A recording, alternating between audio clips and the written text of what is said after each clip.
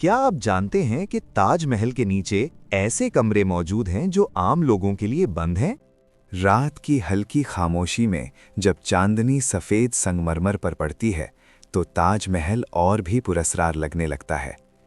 दिन में हजारों सयाह इस खूबसूरत इमारत को देखने आते हैं, मगर बहुत कम लोग जानते हैं कि इसके नीचे कई ऐसे कमरे मौजूद हैं जो आम लोगों के लिए बंद हैं। कहा जाता है कि ताजमहल के निचले हिस्से में 20 से ज़्यादा दरवाजे हैं जिन्हें बरसों पहले बंद कर दिया गया था। इन कमरों के अंदर क्या है, ये आज तक एक राज बना हुआ है।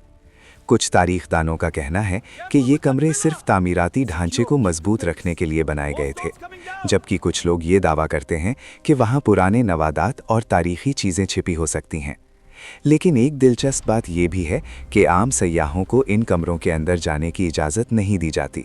इसी वजह से इनके बारे में तरह तरह की कहानियाँ मशहूर हो चुकी हैं। कुछ लोग कहते हैं कि ये सिर्फ एक मेमारी का हिस्सा है और कुछ के नज़दीक ये ताजमहल का सबसे बड़ा राज है। शायद हकीकत क्या है, ये सिर्फ वही लोग जानते हैं जो इन बंद दरवाज़ों के पीछे कभी गए हों।